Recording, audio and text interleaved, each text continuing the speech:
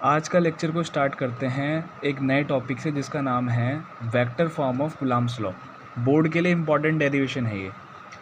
Coulomb law है यानी हमें दो चार्ज लेने होंगे। मान लो मैंने एक चार्ज मान लिया Q1 और एक चार्ज मान लिया Q2 और इनके बीच का डिस्टेंस ले लिया R। ठीक, अब जाहिर सी बात है आप सबको पता होगा ये दोनों प्लस के हैं, Q1 भी प्लस का है, Q2 भी प्लस का है। और प्लस प्लस जो होता है हमेशा एक दूसरे को रिपेल करता है, दूर फेंकता है। इसीलिए जो Q2 चार्ज होगा ये इस Q1 चार्ज पे एक फोर्स लगाएगा, इसको दूर फेंकने के लिए एक फ़ोर्स लगाएगा। अब वो फर्स्ट पे लगेगी और सेकंड लगाएगा, इसलिए ये होता है F12 force on one due to second. उसी तरह से ये जो Q1 है इस Q2 पे एक फ़ोर्स लगाएगा इसको दूर फेंकने के लिए। लग सेकंड पे रही है और लगा फर्स्ट रहा है, तो force on second due to first. इस तरह से हमने इसके फोर्स देख लिए। अब एक बात देखो, यहाँ पे दो तरह की डायरेक्शन आ रही है। एक तो F12 की तरफ जा रहा है, इस तरफ जा रहे हैं, और एक F21 की तरफ जा रहे हैं। F12 पे फोर्स लगाने के लिए हमें इस तरफ लगाना पड़ रहा है और F21 पे फोर्स लगाने के लिए इस तरफ धक्का देना पड़ रहा है, यानी दो डायरेक्शन आ रही हैं। इस डायरेक्शन को बोलेंगे R। 2 से 1 की तरफ जा रहे हैं ना, तो 2-1। और इस डायरेक्शन को बोलेंगे R। 1 से 2 की तरफ जा रहे हैं इस तरफ, तो 1-2। ठीक, ये दो डायरेक्शन हमने निकाल ली। अब अगर मुझे लिखना है force on first due to second, ये जो फर्स्ट पे फोर्स है सेकंड की वजह से, अगर मुझे ये निकालनी है force on first due to second, तो कैसे निकलेगी? कूलम्ब लॉ सबने पढ़ा है, 1/4 pi epsilon not Q1 Q2 upon R²। यहाँ तक तो सबको पता है, लेकिन ये वेक्टर फॉर्म है और वेक्टर फॉर्म में हमें डायरेक्शन भी लिखनी होती है। डायरेक्शन लिखने के लिए हमें यूनिट वेक्टर चाहिए। अब जिसको यूनिट वेक्टर नहीं पता क्या होता है वो इधर साइड में देखो, ए कैप, ये होता है यूनिट वेक्टर, जिसके ऊपर कैप लगा हुआ होता है इस तरह से, इसको बोलते हैं यूनिट वेक्टर। और इसका फॉर्मूला होता है ए वेक्टर अपॉन ए। ये है यूनिट वेक्टर, ये डायरेक्शन को दिखाता है। उसी तरह से हमें इसमें भी एक यूनिट वेक्टर लगाना होगा। अच्छा, हमने इसमें डायरेक्शन को किससे दिखाया है? आर से दिखाया है, तो जाहिर सी बात है ए की जगह तो आर ही आएगा। लेकिन देखो फोर्स कौन सा है?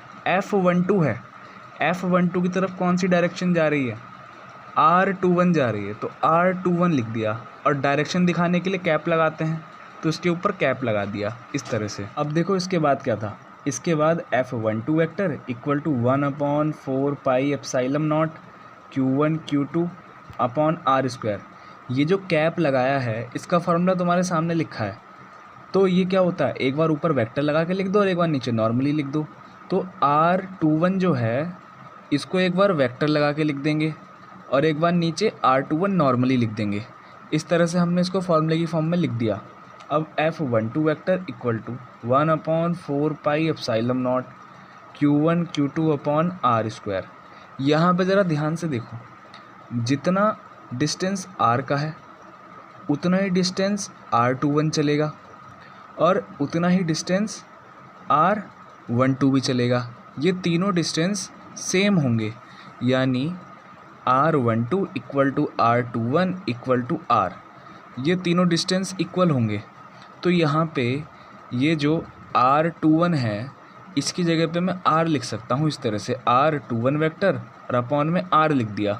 ठीक, F12 vector equal to 1/4 pi epsilon not Q1 Q2 upon, ये R21 वेक्टर ऐसे रखो, यहाँ R² है और एक R ये है, तो ये R³ हो जाएगा। इस तरह से हमारी आ गई वेक्टर फॉर्म कूलम्ब लॉ की।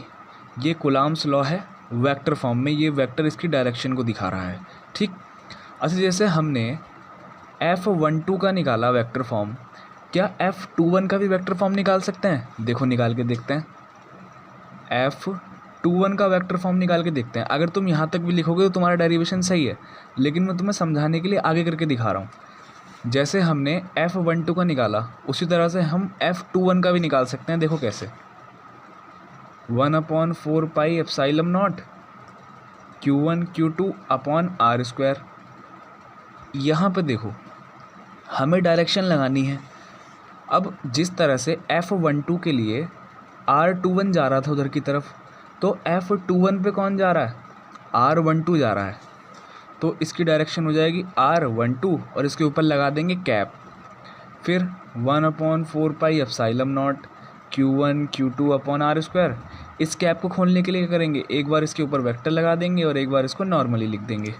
उसके बाद ये R के बराबर होता है 1/4 pi epsilon not Q1 Q2 upon R square R12 vector, और ये R के बराबर होता है 1/4 pi epsilon not Q1 Q2 upon ये R स्क्वायर और R क्यूब हो जाएगा और R12 वेक्टर।